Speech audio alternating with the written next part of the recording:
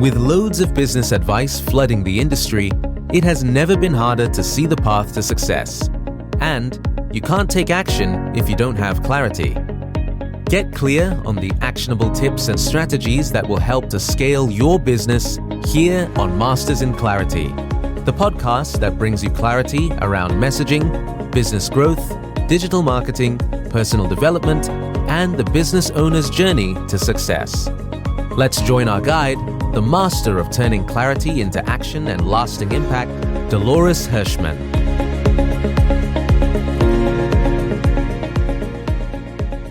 Laura, I am so excited to have this conversation. And as we start everything here in this podcast, tell us a little bit about your clarity journey. Have you always been this clear about the work you do? And if not, how did this come about? Well, no, I have not always been this clear. All of the things that actually they have kind of come together in a really wonderful way. And very strangely, it's like the intensity of the COVID times gave me the opportunity to really look at the collection of things that I have done and learned over my life, how these really fit together and create a kind of all-encompassing way for people to work with themselves and to heal things that have been problems in their life for a really, really long time.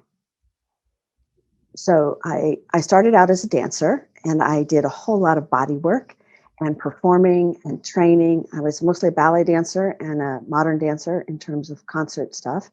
Then I did a whole bunch of historical dancing. And then I started to choreograph, to make my own dances, which caused me to work with all kinds of different people, musicians, set designers, costume designers.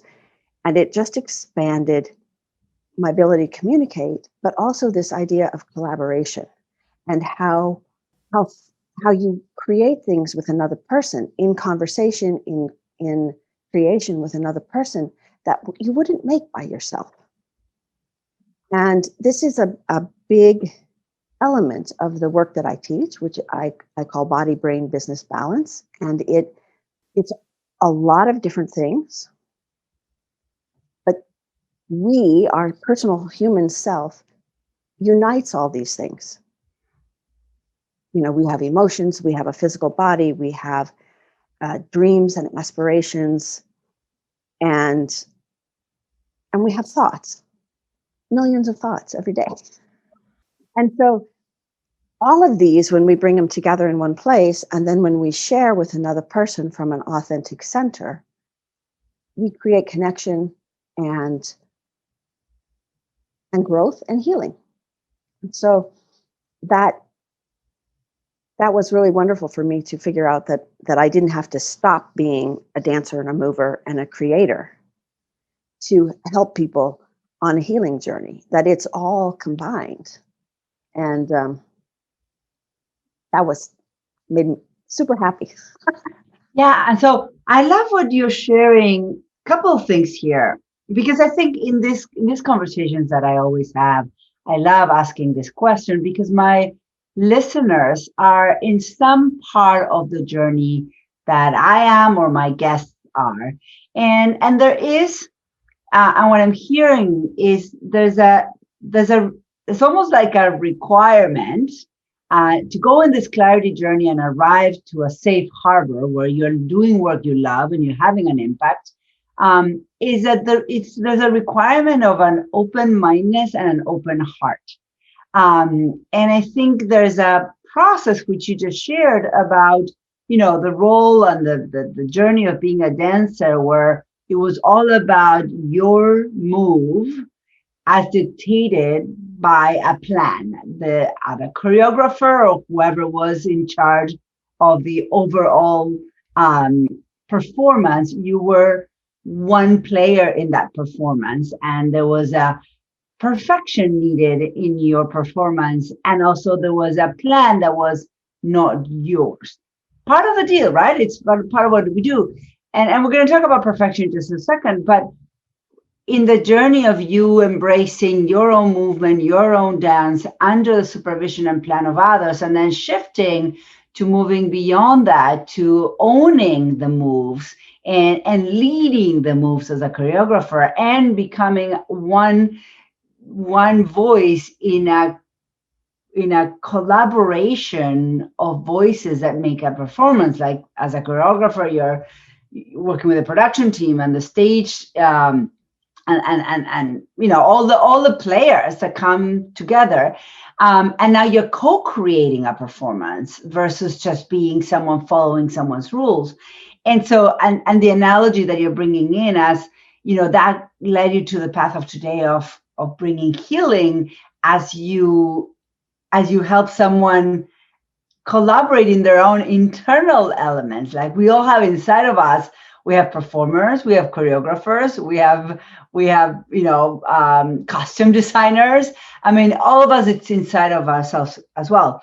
So talk to me about this permission or journey of opening your heart and opening your mind beyond that dancer perfect move and seeking that perfection to seeking the liberation of creation, because creation has no perfection in it, because it's messy and it's fun and it's vibrant.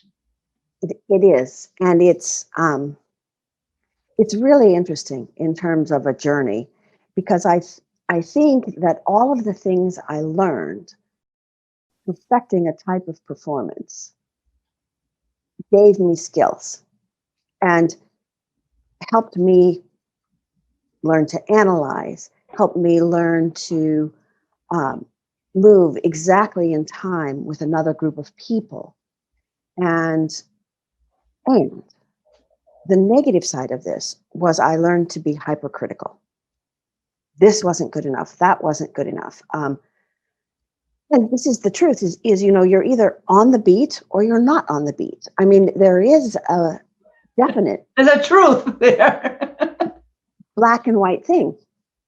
And so I internalized a lot of that, and I discovered it was making me more tense and more bound energetically, right, in my body. And since what I needed to do my work as a dancer or choreographer was my body, this tension I was putting on myself to be perfect, to be a perfect size, to, you know, whatever it was that I thought I wasn't, because that's a place where our thoughts come in, and that self-critical piece. I think I'm still working on this. How do you get better at what you do without beating yourself up for what you don't know how to do yet? And I think that is a kind of a lifelong journey of healing. Lifelong dance, you could say. Yes, it is. It's a dance. And there's lots of steps to it. And one of the major things that shifted for me in the course of, starting to collaborate. Like when you make your own thing and you do your own thing, you have control because it's just you, or you think you have control. More like that. But then when you start to work with other people, you have to listen to other ideas. You have to be open. And so then this openness is kind of the antithesis of perfection. Mm. So perfection is a specific thing. This is perfect. And everything outside of this is not perfect. Well, that's really limited and really limiting. And then when you say, somebody says an idea and you're like, oh man, I never thought of that, but that's really cool. Or like in the dance studio, sometimes I would make a problem and I would have an idea of the solution, like a movement problem. And then I would set my dancer. I say, okay, here's the problem. Let me see how you solve this with movement, with your bodies. Because their bodies are different than my bodies. And suddenly they would come up with stuff I had never imagined that was really interesting and exciting. And if I had the rule that I had to make every step, then I have eliminated all of that Co-creation. The co-creation, yeah. Yeah, that came out of the time and the place and the sharing of all of us in the studio. So that was a kind of a beginning of unraveling this. Then I did about 3 or 4 years worth of improvisational performances where I would work with a musician who was improvising and I was improvising movement. And we had a starting place and we had an ending place, but we had nothing in between. And this experience, well, and he was really brilliant, a really brilliant person, and a wonderful composer and musician. His name is an artist, visual artist. His name is Philip Corner. He said, we're going to do this and we are going to perform these live for an audience, but we are going to practice every day, most every day, for 2 months with no audience. Then we will bring small trusted people into the studio. And this was permission to make a mess of things. We weren't doing this the very first time for a ticketed audience where we had to be good, we had to be a certain goodness. We were just communicating. And for me, this is a really big part. And you mentioned this earlier. The communication of the parts of ourselves with each other in ourselves. This is the micro version of the macro version of how we work in the world. So working with Philip, we gave ourselves the time to explore, to try all kinds of things that we might not have tried in front of an audience with a hesitancy. And we got a huge vocabulary of possible options so that when we did go live, we still had a beginning and an end and nothing in the middle. But we knew that we would come up with something good because we had come up with something interesting several times. So bringing that back, that trust in not knowing, I think that that's a really huge step in unraveling perfectionism. And I think that perfectionism comes from a desire to do our very best.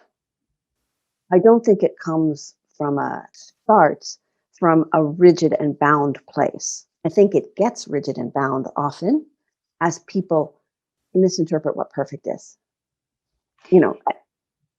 Yeah, and there's many layers there because it can also sometimes come from a fear of a consequence of imperfection, depending on everybody has different journeys, right? And there's perfection seeking for a self-worth place. There's a perfection seeking from a safety place, depending on people's past experiences. So let's talk about this journey, and I'm fascinated, especially I was a tap dancer, never professional, but I understand the language and the art of dance and the process of recreating with our bodies someone else's vision. Because really a dancer led by another choreographer, you're really interpreting an intention from others. And depending on that choreographer's way of communicating, it could be a beautiful process. It could be a very painful process. Because if someone doesn't communicate properly and they have a way of imagining with a performance in their head, and then when you the dancer, show up to interpret it and you're not exactly what that person thought of, sometimes that can be tricky.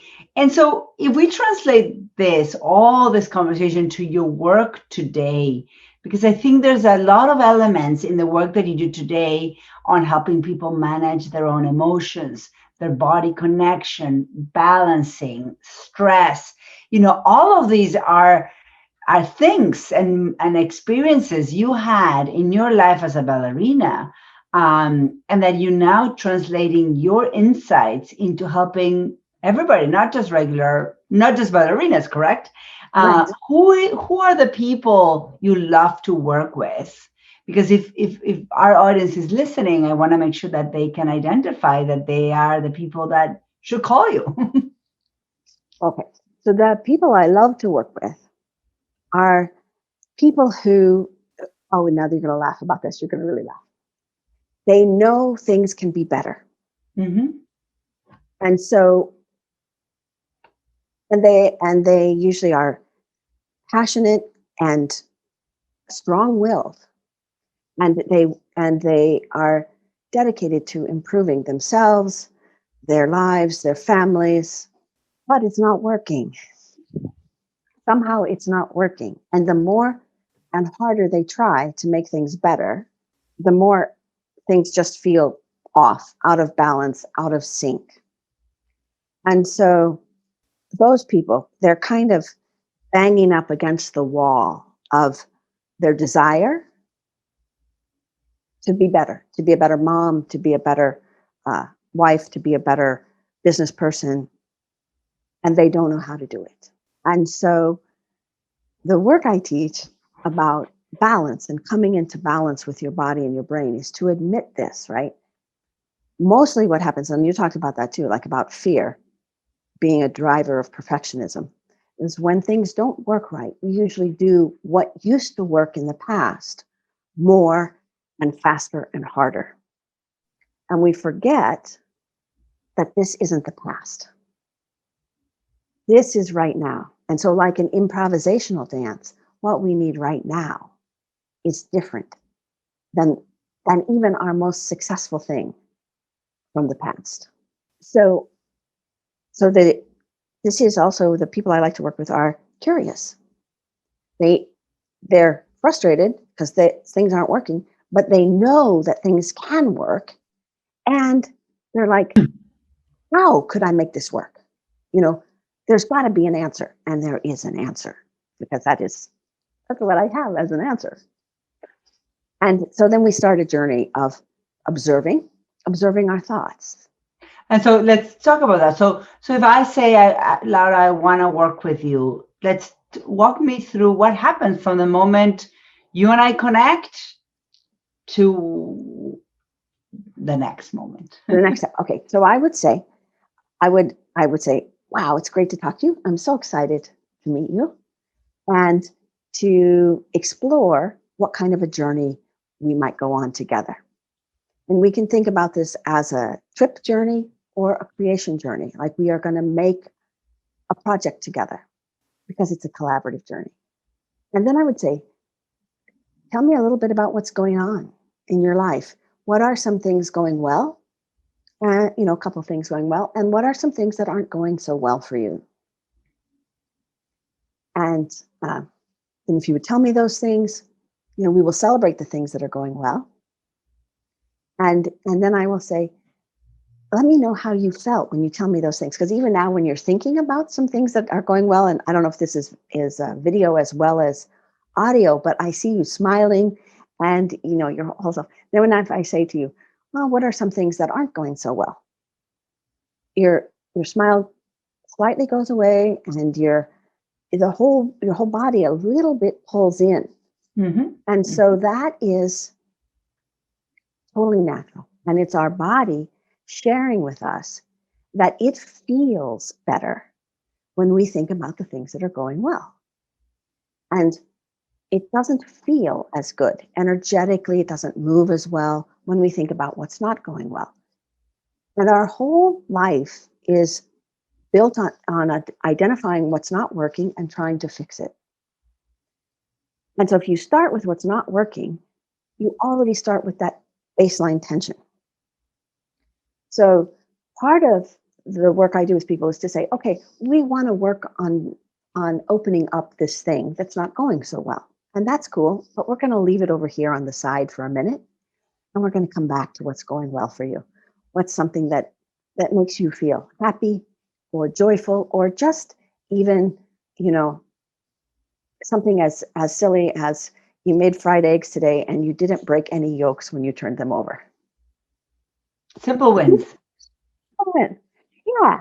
And then we get a few more simple wins, and then we circle back to this thing that we might want to do differently. But we circle from this energy of possibility instead of the energy of this isn't going well and I have to fix it.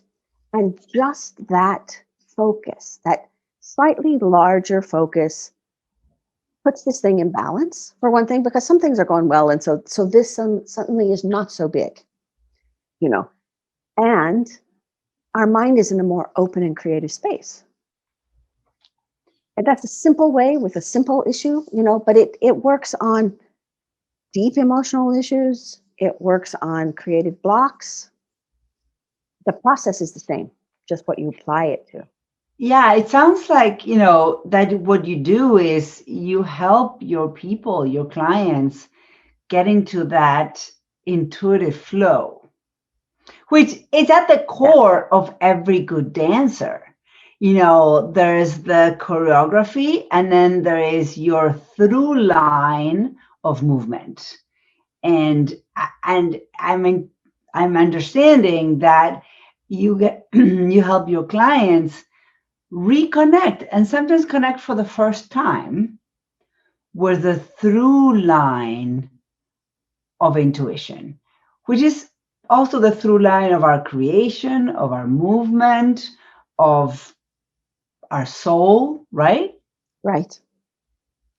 I love that. That's exactly right. It's so lovely to hear you say this. I'm probably going to go back and play the tape and write it down.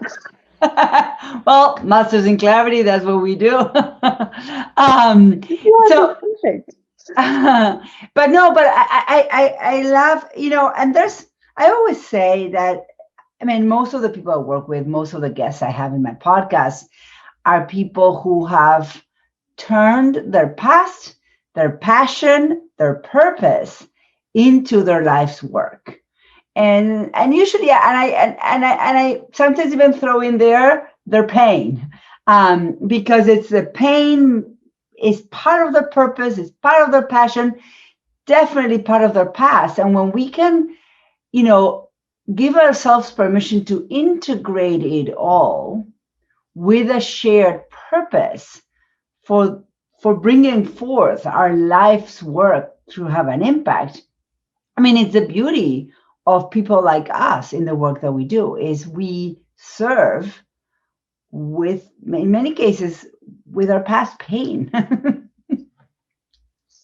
It definitely, that desire to be better was the thing that set me on the path of learning, and I wanted to dance better. And so I started to not just take technique classes, but to take the Alexander technique and to learn how my thinking either helped me dance better, helped me get into that zone of flow and movement, or how, like, you can just imagine it, just imagine doing the wrong step right now, and your whole body goes, and from that slightly frozen place, it's twice as hard to move.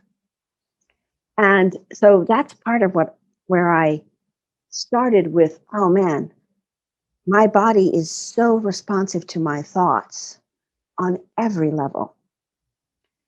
And so then I did a lot of somatics work, craniosacral work, movement fundamentals. How does the body communicate with us?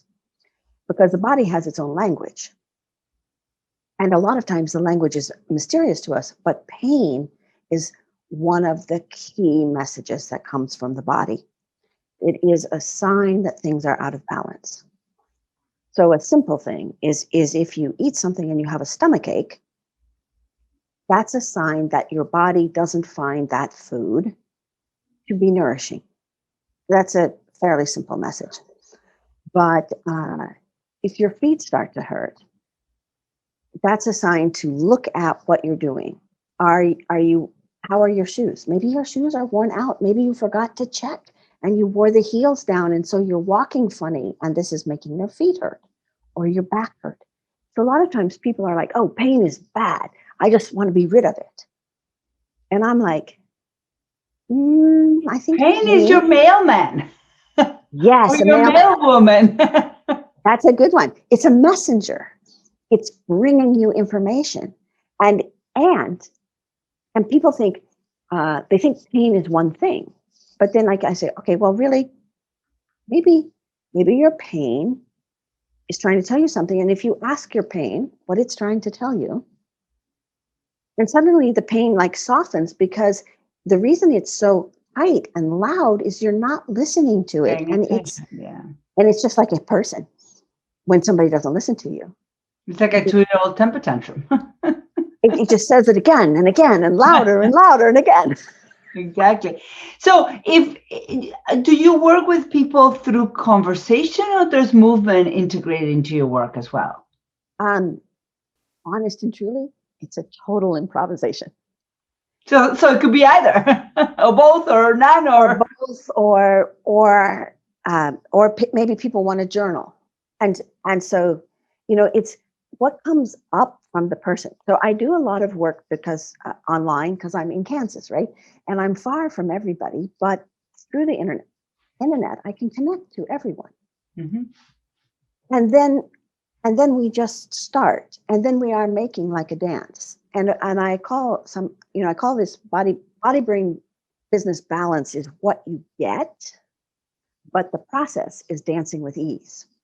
And it's the ease is this energy in yourself, right? This awareness that we all have, but we really forget it a lot of times, of that flow, that inspiration, that creativity, that just being right where you're supposed to be right now, and enough right now.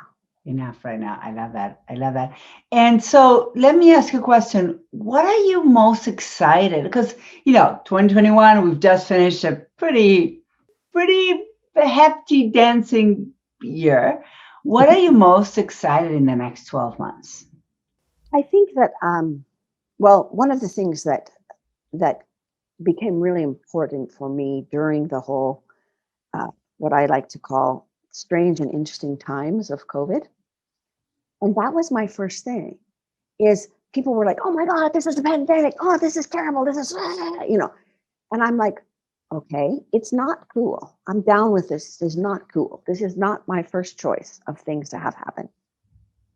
But what if we look at it through the lens of, this is very strange and very interesting.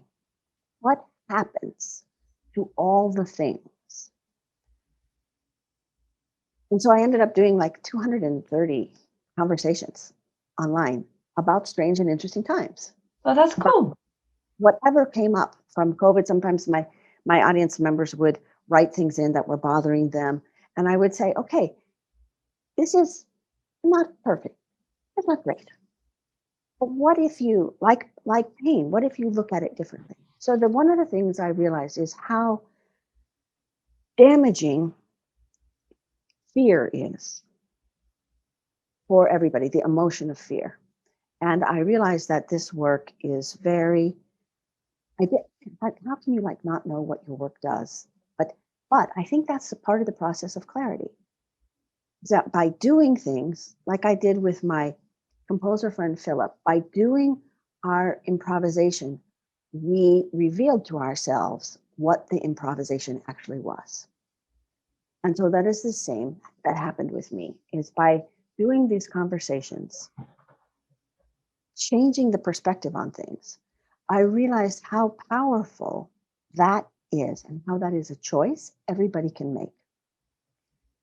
At any moment, they have the ability to make the choice to say, is how I'm thinking about whatever I'm thinking about affecting me?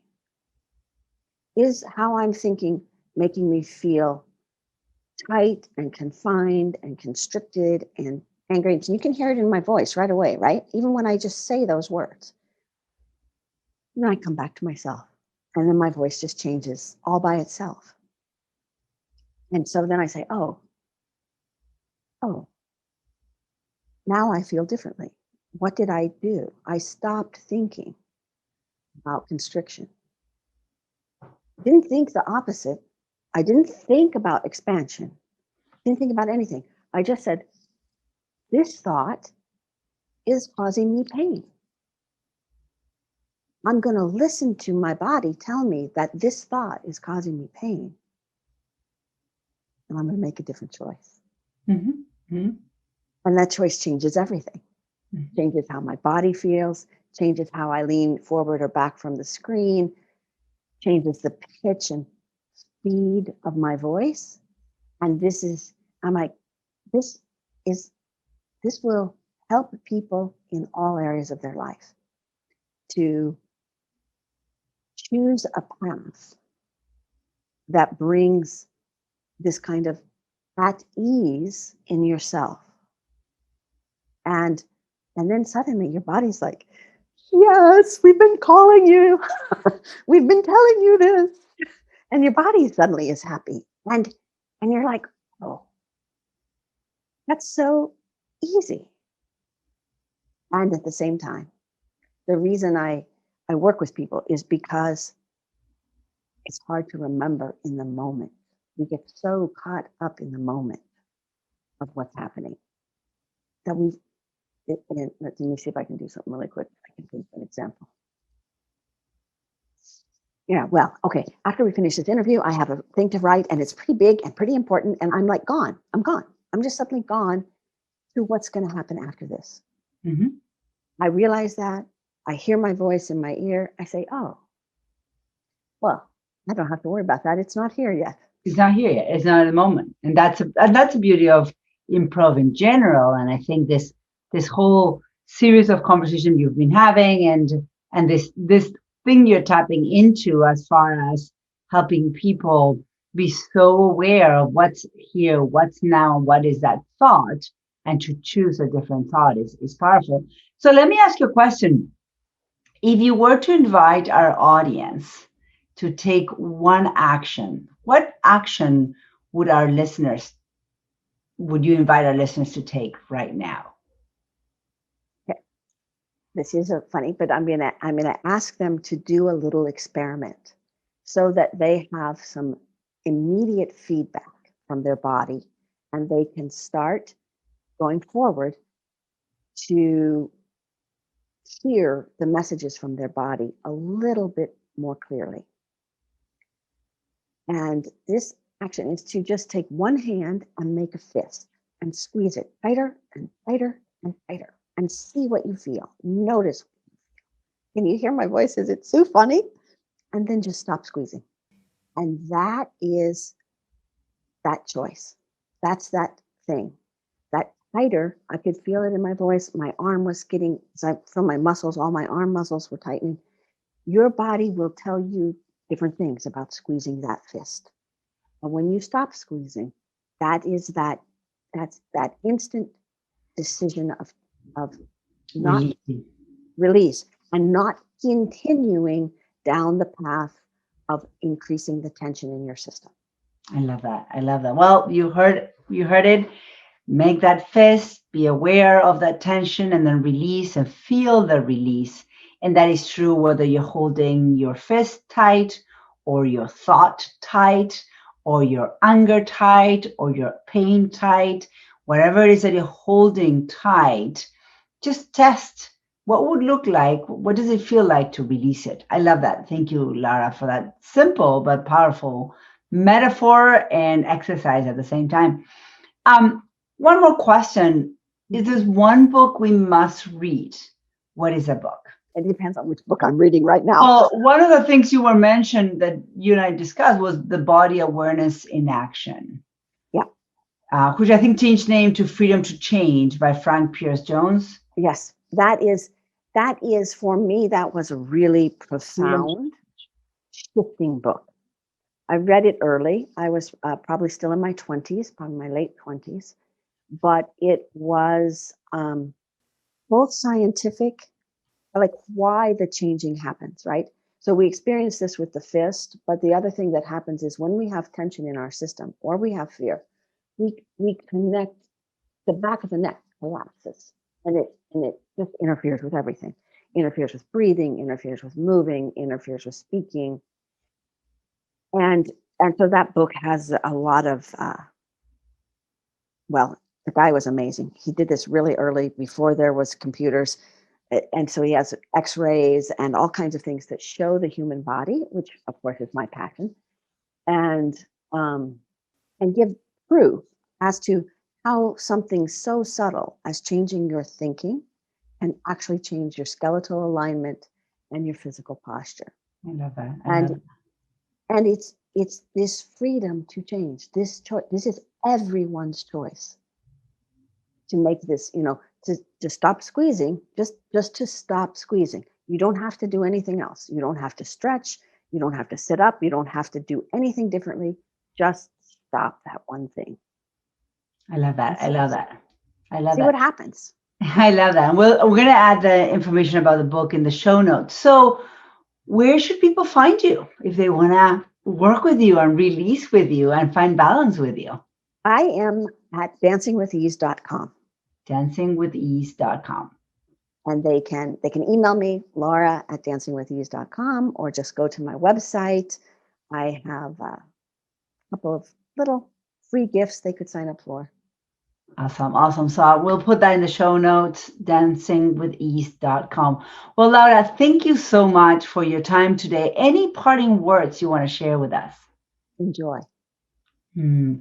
Enjoy, which also can translate to in joy. Stay in joy. And in the joy of that flow that we were talking about. Well, thank you, Laura, for taking time to chat with us today. And I will actually check out your website and learn more about your work, because I think it's fascinating, your journey and the work you do. Thank you so much for coming today. Thank you for having me. It's been a pleasure and a joy to speak with you. Thank you.